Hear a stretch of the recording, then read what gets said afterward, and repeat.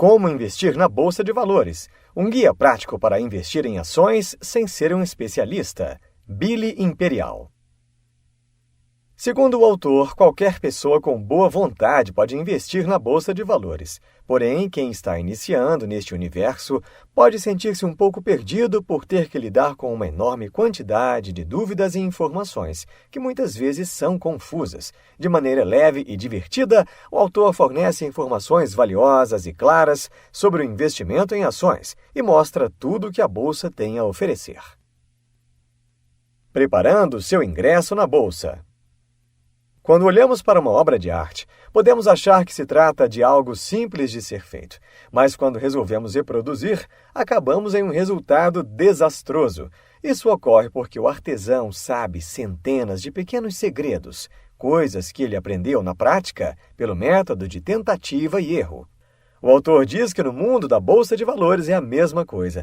Você pode até pensar que é só investir baseado no que os fóruns de investidores dizem para ter o mesmo resultado. Mas se fosse fácil assim, todos estariam nadando em dinheiro. É preciso ter o conhecimento básico no assunto, as ferramentas certas e se aprofundar no tipo de investimento com o qual você se identificar mais. Billy diz que assim como não existe super-herói sem seus superpoderes, o investidor também precisa carregar uma caixa de ferramentas contendo algumas habilidades especiais para sobreviver na bolsa. Também é importante entender que a sua caixa de ferramentas é revestida com uma das forças mais imponentes do universo, os juros compostos. Saiba que é perfeitamente possível acumular uma boa quantidade de dinheiro usando os juros compostos para multiplicar o seu patrimônio de forma contínua e segura.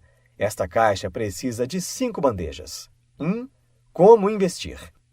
A primeira imagem que surge na cabeça quando alguém fala da Bolsa de Valores é aquele ambiente maluco e estressante onde as pessoas gesticulam e gritam ao telefone o tempo todo. Porém, hoje tudo funciona através de sistemas de computadores de alta tecnologia, o que trouxe uma estranha calmaria a este processo. Mas o autor alerta: não se engane, sem conhecimento você quebra, sem prática você quebra. Sem controle emocional, você quebra. Sem um pouco de boa vontade, você também quebra. E isso sim é altamente estressante. 2. Em quais ativos investir? O autor diz que um investidor de ações precisa ter vários dados em mãos para selecionar os melhores ativos, se quiser fazer a escolha certa. Existem centenas de empresas listadas na Bolsa Brasileira. Para um investidor experiente, já é difícil escolher as melhores opções. Imagine a dificuldade que um iniciante teria.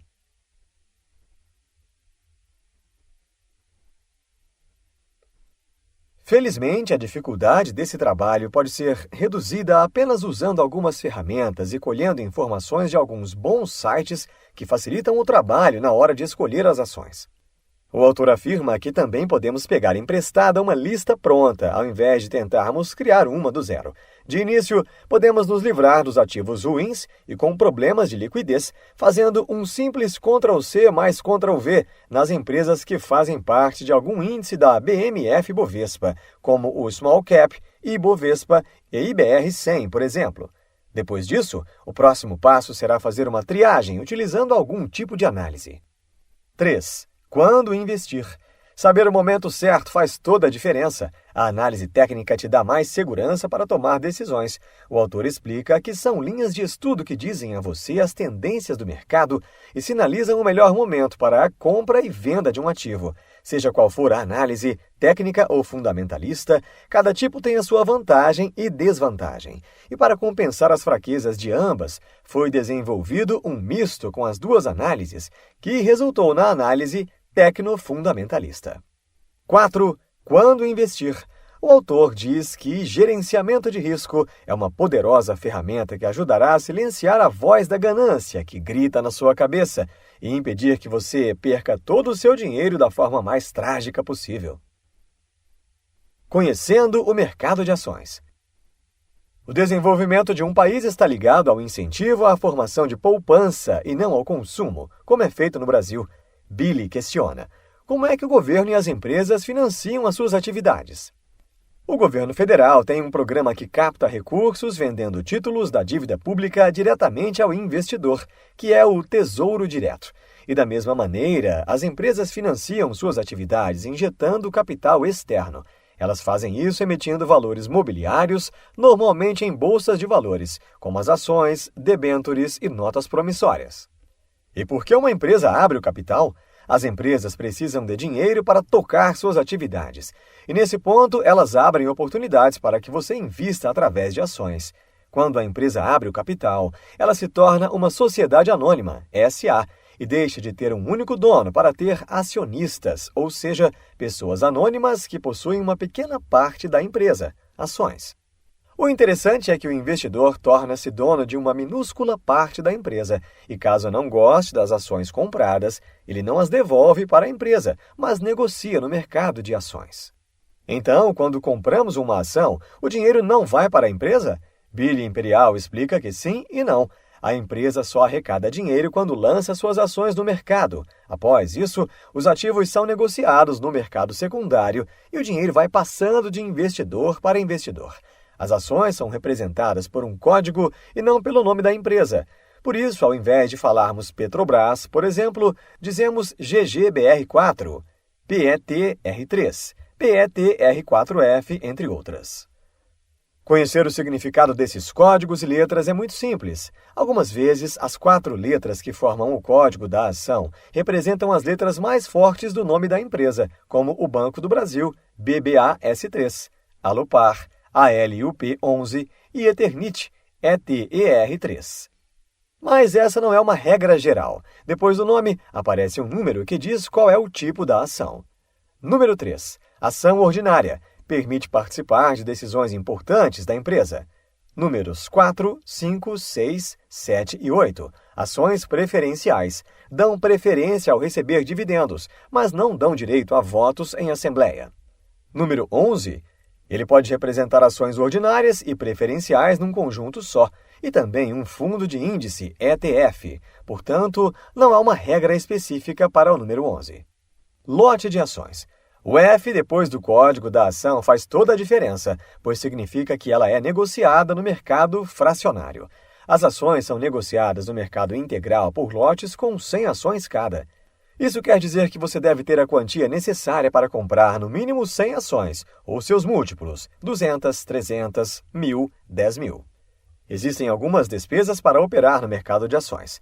Paga-se corretagem para corretoras, emolumentos para a Bovespa e imposto de renda para o governo. No mercado de renda fixa também existem taxas, como é o caso do Tesouro Direto. Corretagem é o valor cobrado pela corretora por cada ordem de compra ou venda executada.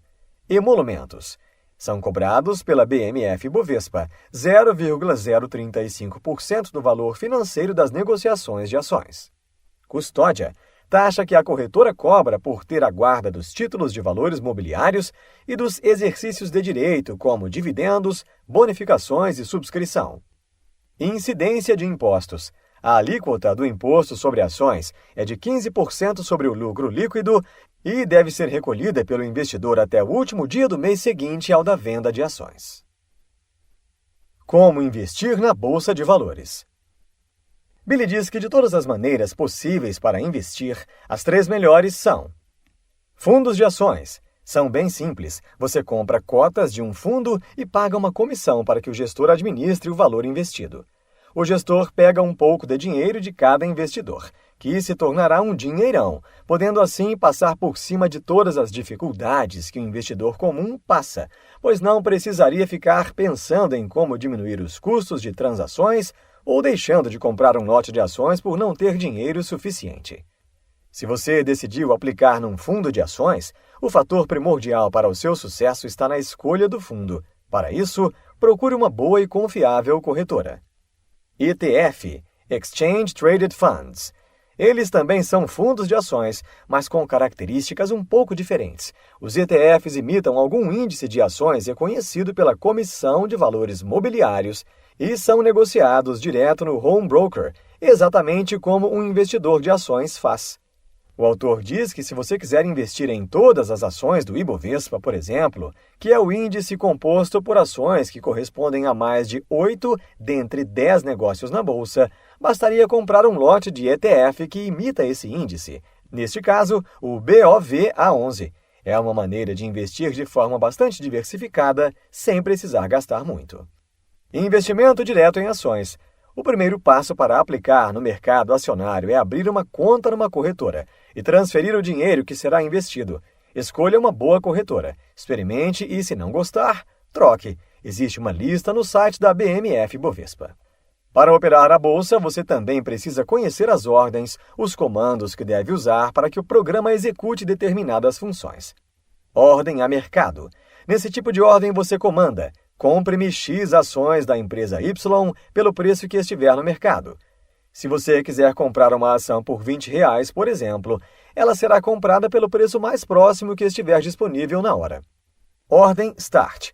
Neste caso, você comanda: compre-me automaticamente 100 ações da empresa Y quando ela chegar ao preço X, mesmo se eu estiver dormindo. Ou seja, você não precisa ficar na frente do computador para comprar uma ação. Basta dar uma ordem Start que o home broker executará sozinho.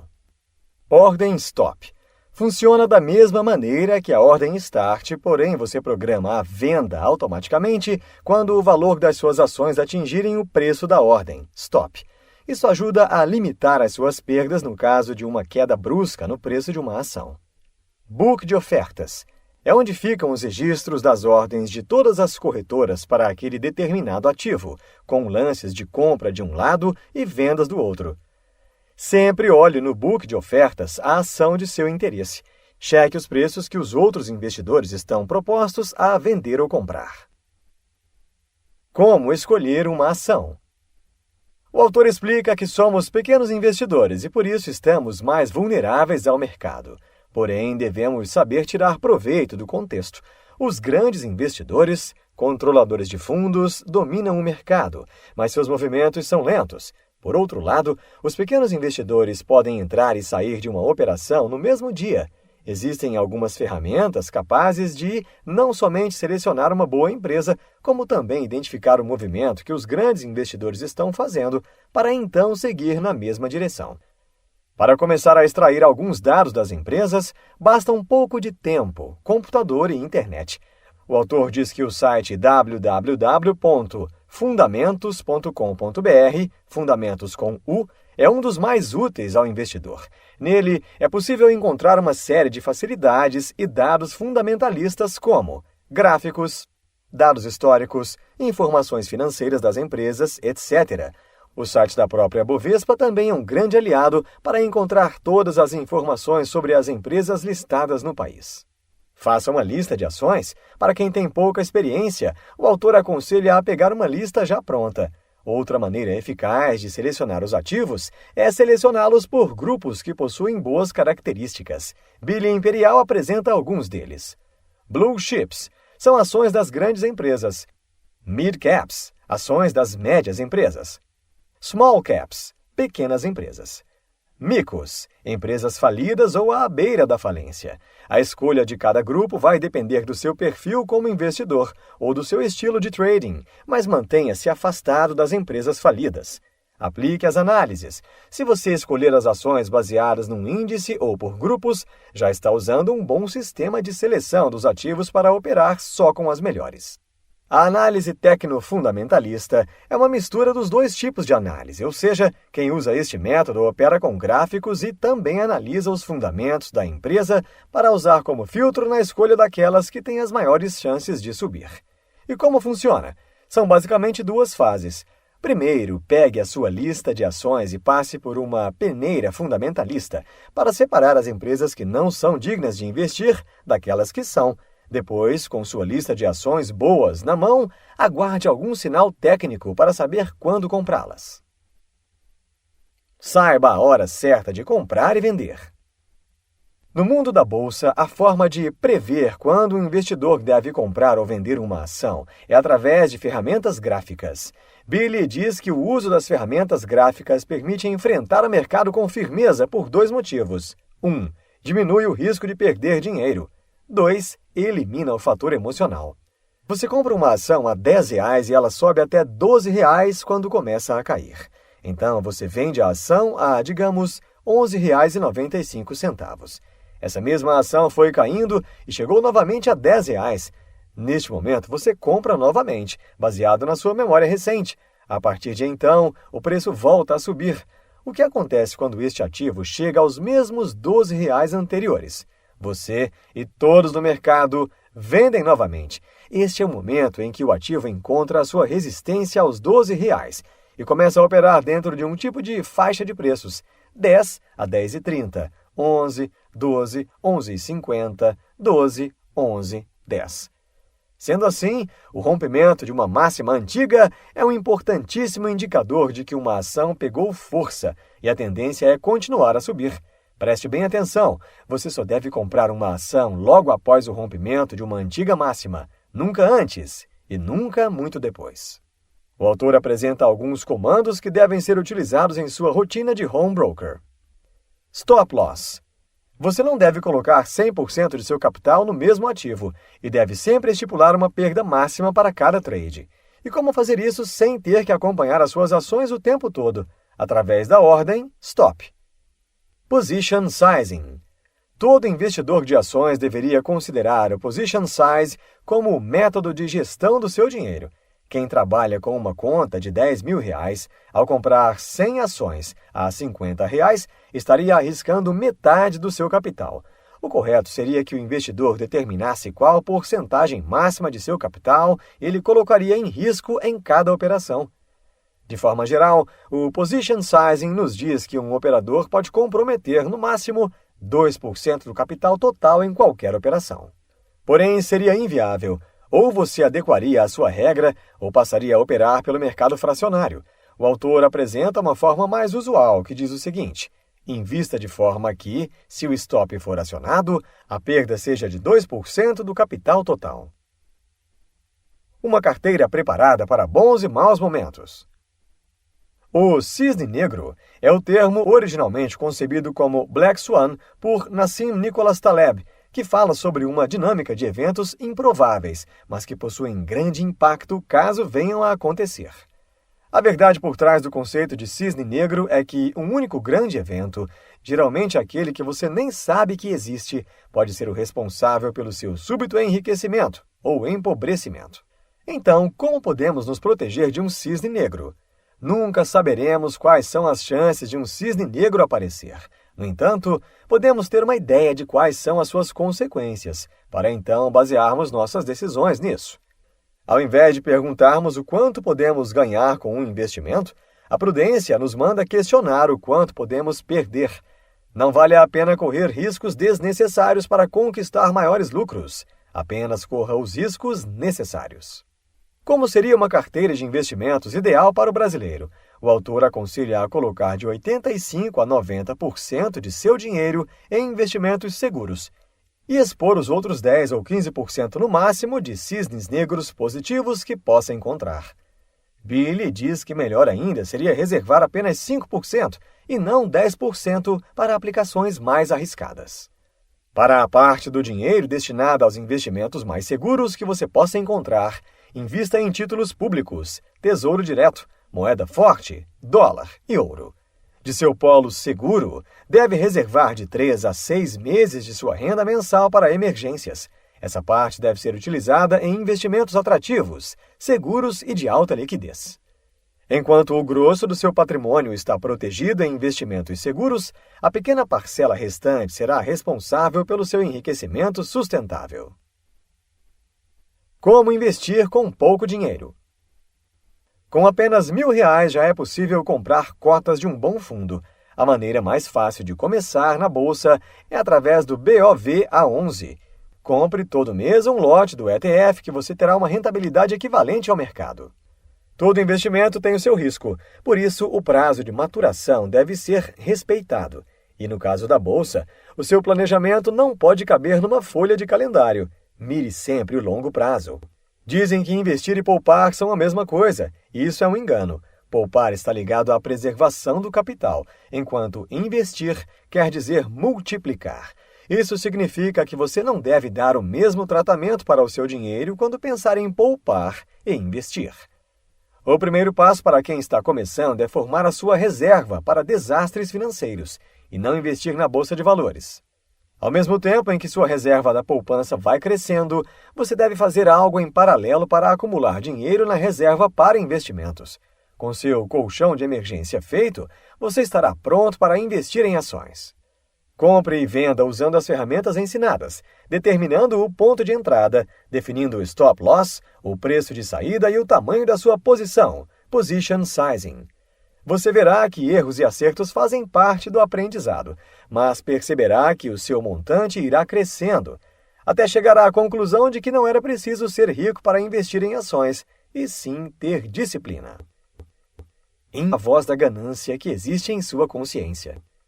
Não comprometa mais que 2% de seu capital em uma operação.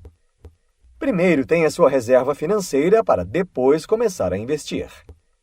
Poupar está relacionado à preservação do patrimônio, enquanto investir está relacionado à multiplicação dele. Neste livro, você aprendeu que investir em ações pode parecer um bicho de 7 cabeças para quem não tem familiaridade com o assunto. Mas o autor mostra que, com um pouco de boa vontade, é possível estrear na Bolsa de Valores. Billy Imperial ensina que saber gerenciar o risco e usar as ferramentas certas para isso pode nos manter sempre operando e multiplicando o capital investido. Como muitas coisas na vida, só aprendemos na prática. Portanto, o mais importante é conhecer um pouco da teoria e dar o primeiro passo. Aprender com os erros e acertos e seguir em frente, sempre pensando no longo prazo.